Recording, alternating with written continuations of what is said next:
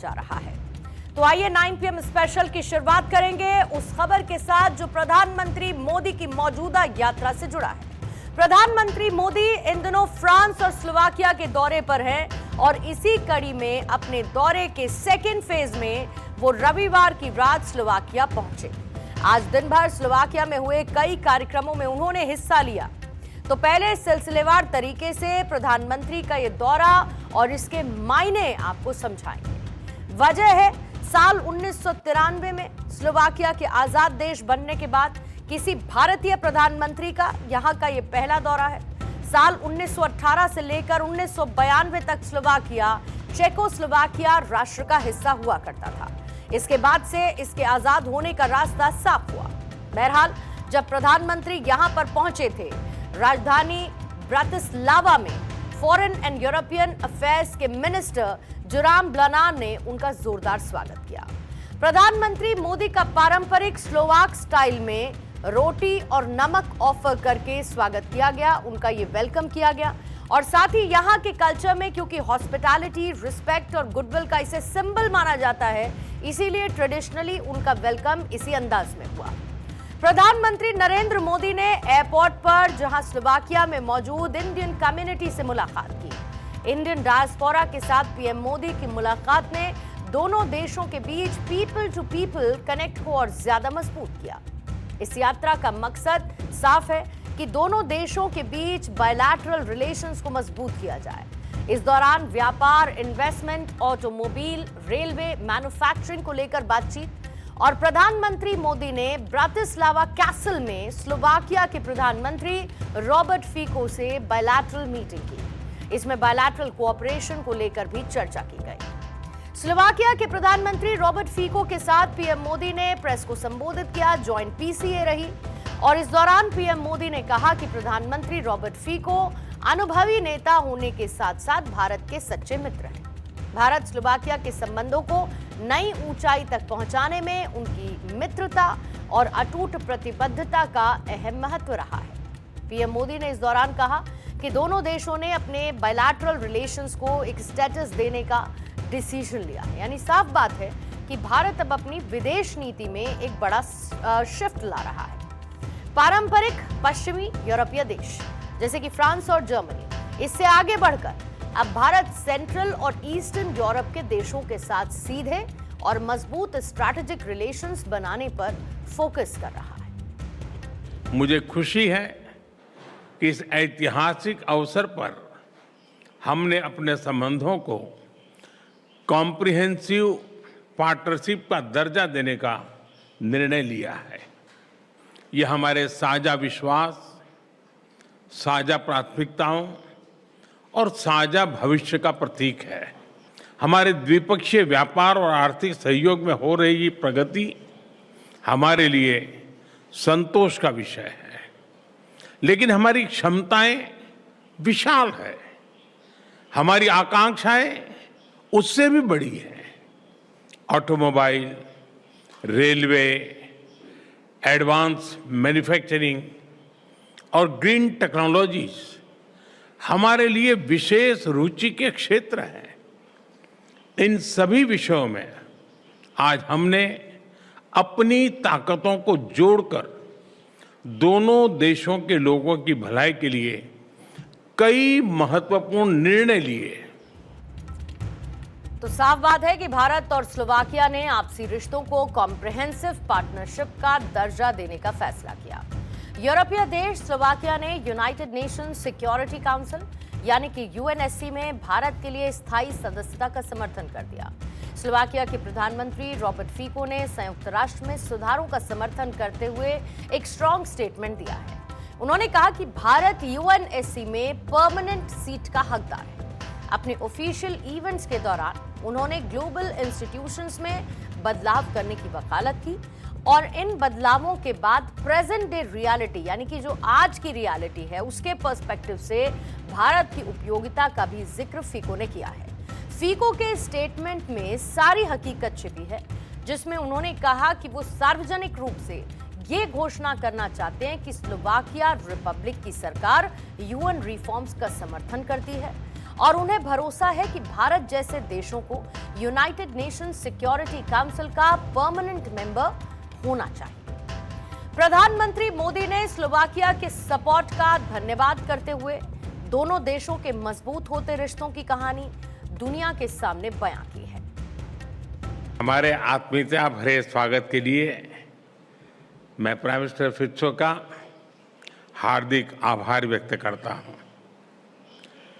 वे अनुभवी लीडर होने के साथ साथ भारत के सच्चे मित्र हैं।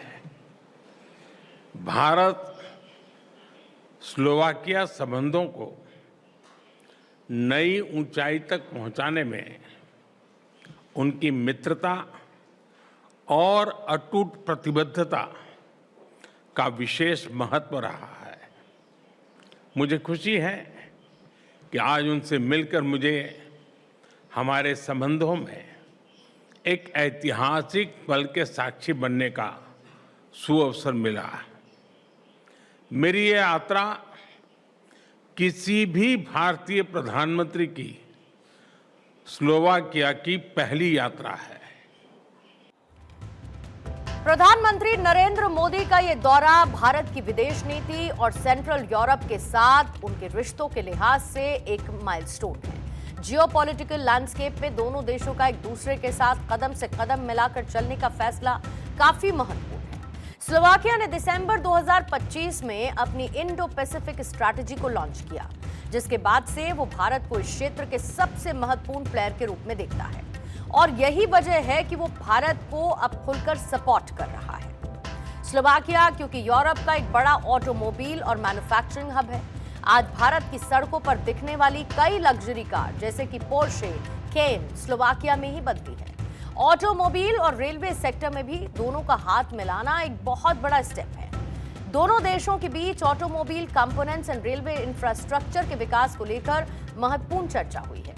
बीते 3 सालों में स्लोवाकिया के 5 बड़े बिजनेस ग्रुप्स भारत का दौरा कर चुके हैं और दोनों देशों के नेताओं ने India EU FTA free trade agreement की सफलता की दिशा में हो रहे डेवलपमेंट्स का स्वागत भी किया है।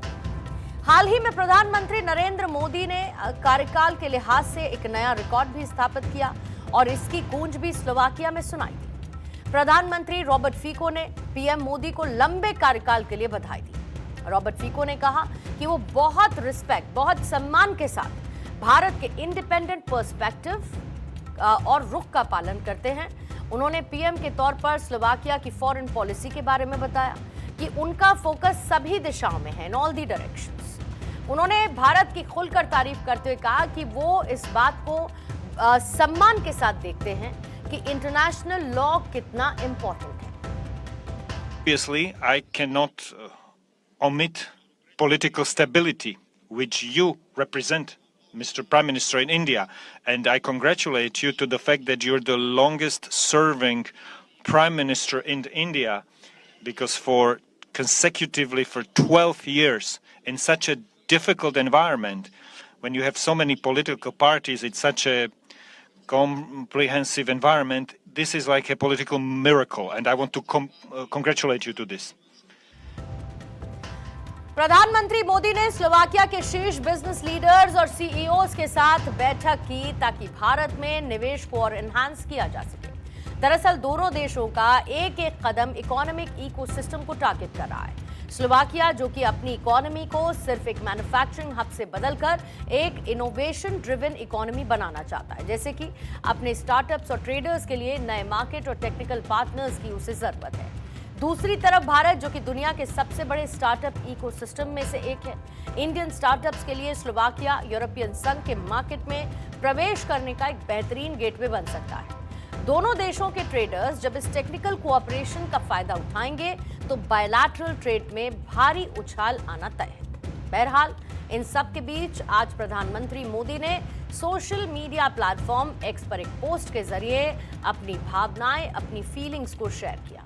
उन्होंने स्लोवाकिया में इंडियन स्पिरिचुअल ट्रेडिशन को प्रमोट करने वाले एक प्रोजेक्ट को अप्रिशिएट किया और कहा कि ये इनिशिएटिव भारत और स्लोवाकिया के बीच डीप कल्चरल टाइज को रिफ्लेक्ट करता है। उन्होंने रविवार को हुए एक प्रोग्राम की एक अद्भुत और सुखद झलक भी साझा की। ये कार्यक्रम महादेव कीर्तन प्रोजेक्ट का अंश था और 44 सेकंड के इस वीडियो क्लिप में प्रोजेक्ट के मेंबर्स शंभू शंभू का जाप करते और अलग अलग म्यूजिकल इंस्ट्रूमेंट से समा बांधते हुए नजर आए। पीएम मोदी भी उनके साथ ताली बजाकर उन्हें एनकरेज करते हुए नजर आए और जैसे ही कार्यक्रम खत्म होता है, प्रधानमंत्री मोदी ओम शांति कहकर कलाकारों का अभिवादन करते हुए नजर आए।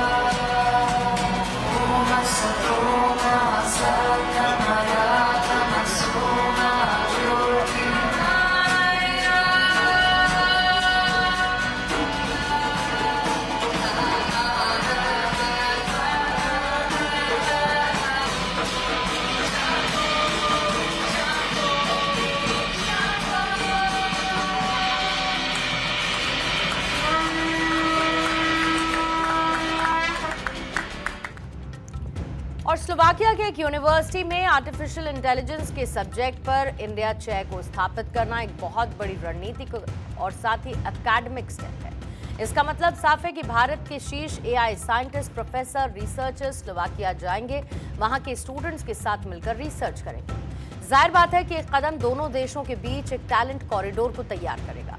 भारत का मजबूत आईटी बेस और स्लोवाकिया की इंजीनियरिंग कैपेबिलिटीज मिलकर एआई के क्षेत्र में नए पेटेंट्स और इनोवेशन पैदा कर सकती है। अब आप इसको ऐसे भी समझिए कि आज प्रधानमंत्री मोदी ने कहा कि एआई का भविष्य केवल इनोवेशन नहीं बल्कि ट्रस्ट, रिस्पॉन्सिबिलिटी और ह्यूमन डिग्निटी पर आधारित होना चाहिए। तो ये भारत और स्लोवाकिया दोनों की साझा ग्लोबल माइंडसेट को दिखाता है। ईयू के रुख को भी समझना जरूरी है क्योंकि आज यूरोपियन यूनियन दुनिया में एआई को रेगुलेट करने में सबसे आगे है। स्लोवाकिया क्योंकि ईयू का हिस्सा है, ऐसे में एआई के एथिकल इस्तेमाल और डेटा प्राइवेसी को लेकर वो बहुत सख्त है। भारत का क्लियर स्टैंड पॉइंट है कि टेक्नोलॉजी का इस्तेमाल समाज को डिवाइड करने या डीप फेक जैसे प्रॉब्लम्स को बढ़ाने के लिए नहीं बल्कि गरीबी को खत्म करने, हेल्थ केयर और एजुकेशन सिस्टम को बेहतर बनाने के लिए होना चाहिए।